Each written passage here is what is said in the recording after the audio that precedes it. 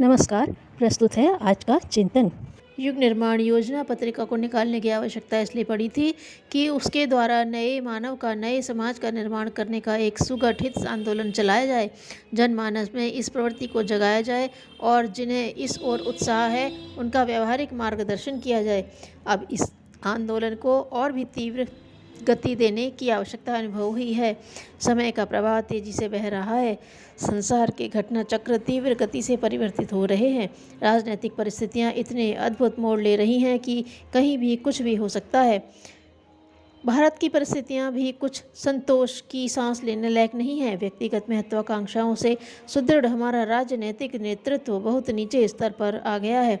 राजनीतिक चेतना तो एक प्रकार से मूर्छित जैसी पड़ी है। धर्म मंच पर दिखने वाली मूर्तियां तो अपनी नाक सड़ा देने वाली दुर्गंध से उल्टी अनास्था को बढ़ाती चली जा रही हैं।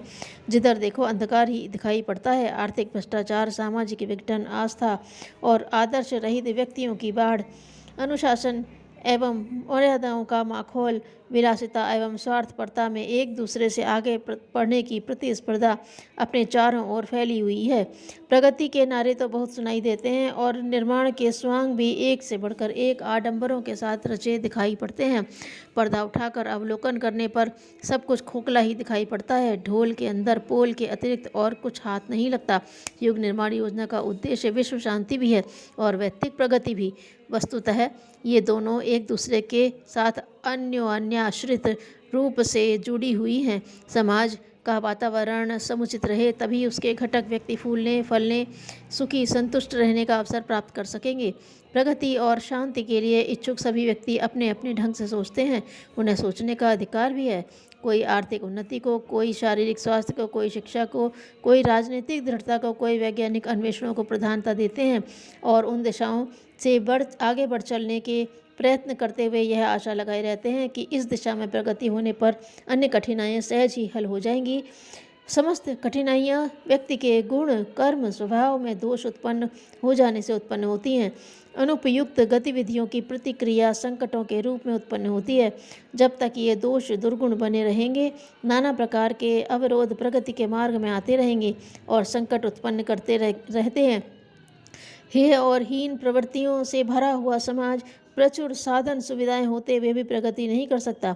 सद्गुणी व्यक्ति और सत्प्रवृत्तियों वाले समाज ही अपना वर्चस्व सुदृढ़ बनाते हुए प्रगति पथ पर अग्रसर होते हैं। उन्हें ही सफलताएं वर्ण करती हैं और वे ही सुख शांति के अधिकारी बनते हैं। जहाँ सद्गुण होंगे वहाँ न साधनों की कमी रहेगी और न सुविधाओं की। पारस्परिक सहयोग के बल पर यह दुनिया आगे बढ़ती रही है। इन तथ्यों को ध्यान में रखते हुए अंततः इसी निष्कर्ष पर पहुंचना पड़ता है कि स्वास्थ्य, शिक्षा, अर्थशास्त्र, विज्ञान, कला, राजनीति आदि की दिशाओं में भले ही आवश्यक प्रयत्न किए जाएं, परंतु व्यक्ति एवं समाज के निर्माण की उपेक्षा न की जाए, अन्यथा एक ही कमी के कारण उज्ज्वल भविष्य की सभी आशाएं और संभावनाएं धूमिल पड़ जाएंगी। युग निर्माण योजना के पाठकों को हम किसी पत्र पत्रिका के मनोरंजन के लिए या वक्त काटने के लिए पढ़ भर लेने वाले पाठक नहीं मानते।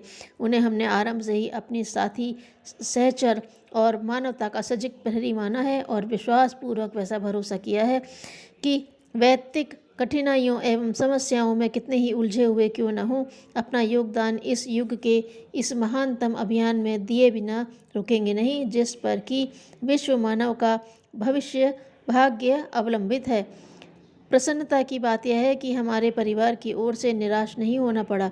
जो समर्थन मिला है उस पर हमें संतोष है ही नहीं, हर्ष भी है और गर्व भी। अखंड ज्योति और युग निर्माण योजना पत्रिका हमारी दाईं बाईं भुजाएं हैं। यह साहित्य ही अपना गोला बारूद है जिससे अज्ञान, अशक्ति और अभाव के दुष्ट दानवों के किले विस्मार करने हैं।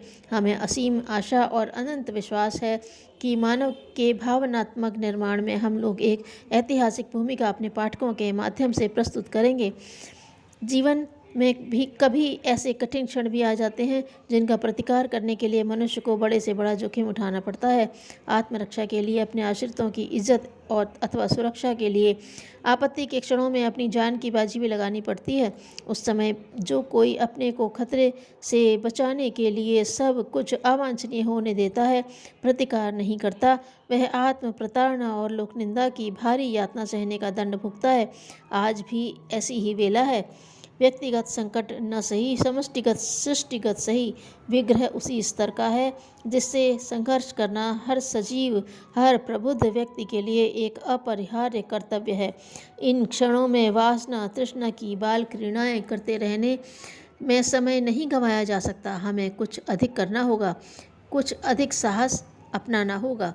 क्या अपने परिजन मात्र बुद्धि विलास के लिए एक पत्रिका के पन्ने पलट लेने वाले पढ़ाकू मात्र बने रहेंगे?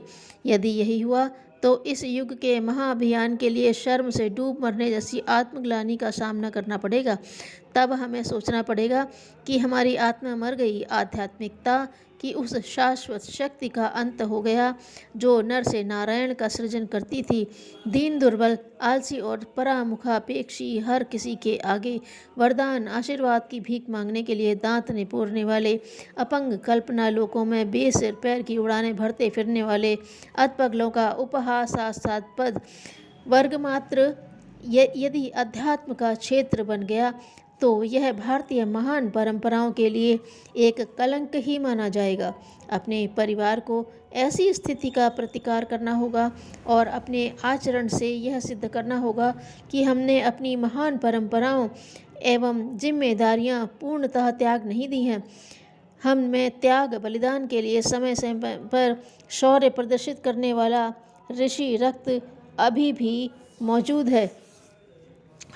यह पत्रिका के हमारे आत्मीय पाठक अब तक इस नियमित स्वाध्याय से अनिवार्य रूप से लाभान्वित हुए होंगे। यह ऋषियों का ज्ञान प्रसाद है जिसका लाभ वे स्वयं तो उठा ही रहे हैं। इस प्रसाद को अपने आत्मीय प्रियजनों, सगे संबंधियों, मित्रों एवं परिचितों तक पहुंचाने का प्रयास भी करना चाहिए। ऋषि चिंतन के सूत्रों से जो लाभ आपको हुआ है उसे अन्य परिजनों तक पहुंचाने में अपने समय, धन एवं प्रभाव का उपयोग करना चाहिए।